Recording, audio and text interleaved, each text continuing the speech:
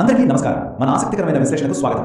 ఈ రోజు మనం చిన్నప్పుడు ఎన్నోసార్లు విన్న పులి, నక్క మరియు గాడిద కథను కొంచెం భిన్నమైన కోణంలో చూడబోతున్నాం. అంటే దీన్ని కేవలం ఒక జంతువుల కథలా కాకుండా ఒక అద్భుతమైన సైకలాజికల్ కేస్ స్టడీలా విశ్లేషిద్దాం. నమ్మకం, స్వార్థం, మోసం ఇవి ఎంత పటిష్టమైన బంధాలను సైతం ఎలా ముక్కలు చేస్తాయో ఇప్పుడు మనం డీటెయిల్గా తెలుసుకుందాం.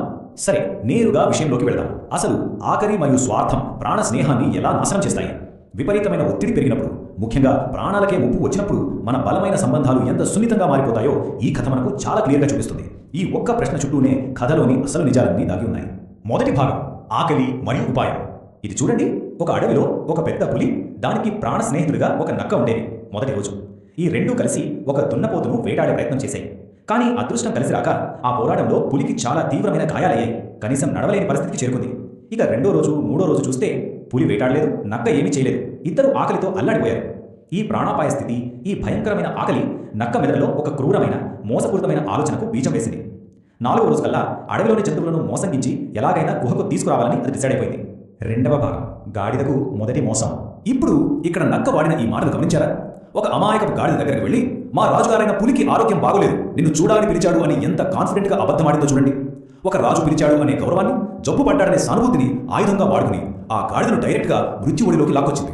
ఈ మొత్తం వ్యూహంలో నక్క తెగింపు చూస్తే ఎవరికైనా ఆశ్చర్యం వేయక మానదు. మొదటి దశలో నక్క మాటలు నమ్మి గాడిద గుహలోకి వెళ్ళగానే పులి దానిపై దాడి చేసింది. కానీ లక్కీగా గాడిద అక్కడి నుండి తప్పించుకుని ప్రాణాలతో పారిపోయింది. జనరల్గా ఎవరైనా సరే చావు దాకా వెళ్ళి వస్తే మళ్ళీ అటువైపు కన్నెత్తి కూడా చూడరు, రైట్? కానీ మూడవ దశలో నక్క మరుసటి రోజు మళ్ళీ ఆ గాడిద దగ్గరికి వెళ్ళింది. ఏం మాత్రం భయం లేకుండా మరో కొత్త కట్టుకథ అల్లి ఆ గాడిదను మళ్ళీ నమ్మించింది. ఒకే వలలో ఒకరు రెండోసారి పడటం నిజంగా అన్బిలీవబుల్. ఇది అమాయకత్వానికి, మోసపూరిత వంచనకు మధ్య ఉన్న తేడాను కళ్లకు కడుతుంది. మూడవ భాగం, మూర్ఖత్వం మరియు మరణం. ఈసారి పులి గురి తప్పలేదు, గాడిద పని అయిపోయింది. కానీ ఇక్కడే కథలో అత్యంత కీలకమైన మలుపు చోటు చేసుకుంది. పులి ఆ ఆహారాన్ని తినబోయే ముందు నక్కతో, నేను నదికి వెళ్ళి స్నానం చేసి వస్తాను, అప్పటి వరకు దీన్ని జాగ్రత్తగా చూసుకో అని చెప్పి వెళ్ళిపోయింది. ఇక్కడ పులి గుడ్డి నమ్మకం మనకు స్పష్టంగా కనిపిస్తోంది. ఆకలితో ఉన్న ఒక జంతువు ముందు అంత రుచికరమైన ఆహారాన్ని ఎలాంటి కాపల లేకుండా వదిలేసి వెళ్ళడం అంటే ఖచ్చితంగా ద్రోహానికి రెడ్ కార్పెట్ వేసి ఆహ్వానించడమే కదా. నాలుగవ భాగం, నక్క స్వార్థం మరియు దురాశ. పులి లేని ఆ కొద్ది సమయంలోనే నక్క మనసులో ఏళ్లనాటి స్నేహాన్ని సైతం కాల్చి బూడిద చేసేంత స్వార్థం అకస్మాత్తుగా పుట్టుకొచ్చింది. అసలు దురాశ అంటే ఏంటి? సింపుల్గా చెప్పాలంటే తన ఆత్మమిత్రుడికి చెందాల్సిన దాన్ని కూడా లాగేసుకోవాలనే విపరీతమైన, కంట్రోల్ చేసుకోలేని స్వార్థం. పులి లేని ఆ టైంలో నక్కకు సరిగ్గా ఇదే దురాశ కలిగింది. గాడిద మెదుడు చాలా రుచిగా ఉంటుందనే కోరిక దాని బుద్ధిని కమ్మేసింది. తన ప్రాణ స్నేహితుడు నదిలో స్నానం చేస్తుండగా ఇక్కడ నక్క అత్యంత రహస్యంగా, దారుణంగా ఆ మెదుడును తినేసింది. ఒక బలమైన స్నేహబంధం కేవలం ఒక చిన్న రుచి కోసం ముక్కలైపోయింది. మరి ఆ తర్వాత ఏం జరిగి ఉంటుందంటారు? కాసేపటికి పులి తిరిగి వచ్చింది. ఎంతో ఆకలితో ఉన్న పులి గాడిద కడేవరాన్ని చూసింది. కానీ అందులో అత్యంత ముఖ్యమైన భాగం, మెదడు లేదు. పులికి కోపం కట్టలో తెంచుకుంది. ఆగ్రహంతో గాడిద మెదడు ఏమైంది అని నక్క మీద అరిచింది. ప్రాణభయంతో వణికిపోవాల్సిన నక్క ఏ విధంగా రియాక్ట్ అయిందో ఊహించగలరా? ఇక్కడ నక్క చెప్పిన సమాధానం వింటే మనకు మైండ్ బ్లాక్ అవ్వాల్సింది. చాలా నిర్లక్ష్యంగా, ఏమాత్రం తడుముకోకుండా, స్వామి దానికి అసలు మెదడే ఉంటే మొదటిసారి తప్పించుకుని పారిపోయి మళ్ళీ నా మాటలు నమ్మి రెండోసారి ఇక్కడికి ఎందుకు వస్తుంది?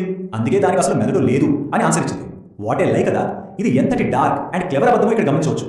తన మిత్రుడికి చేసిన అతిపెద్ద ద్రోహాన్ని కవర్ చేసుకోవడానికి ఏకంగా తన బాధితుల అమాయకత్వాన్ని సాకుగా వాడేసింది నక్క. ఐదవ భాగం, నమ్మక ద్రోహం నేర్పే గుణపాఠం. నక్క చెప్పిన వ్యంగ్యమైన అబద్ధాన్ని కాస్త పక్కన పెట్టి చూస్తే అసలు ఈ కథలో ఉన్న లోతైన ఫిలాసఫీ మనకు అర్థమవుతుంది. ఒక మంచి మిత్రుడు, అలాగే ఒక స్వార్థపరుడు, వీళ్ళిద్దరి మధ్య ఉన్న క్లియర్ డిఫరెన్స్ ని ఇక్కడ మనం చూడొచ్చు. ఒకప్పుడు పులికి మంచి ఫ్రెండ్గా, కష్టంలో తోడుగా ఉన్న నక్క కేవలం తన ఆకలి, దురాశల వల్ల క్షణాల్లో ఒక నమ్మక ద్రోహిగా మారిపోయింది. ఏళ్ల తరబడి ఎంతో నమ్మకంగా కట్టుకున్న స్నేహపు పునాదులు కూడా ఒకే ఒక స్వార్థపూరిత చర్యతో ఎలా కుప్పకూలిపోతాయో ఈ కథ మనకు కళ్ళకు కట్టినట్లు చూపిస్తోంది. వాస్తవ ప్రపంచంలో కూడా స్వార్థంతో కూడిన ఇలాంటి టాక్సిక్ రిలేషన్షిప్స్ ఎలాంటి దారుణమైన పరిణామాలకు దారితీస్తాయో ఇది స్పష్టం చేస్తోంది. సో ఫైనల్గా ఇక్కడ ఒక లోతైన ప్రశ్న ఎదురవుతుంది. మోసం, స్వార్థం పునాదులుగా ఏర్పడినా లేదా కొనసాగుతున్న ఏ సంబంధమైనా దీర్ఘకాలంలో నిజంగా నిలబడుతుందా?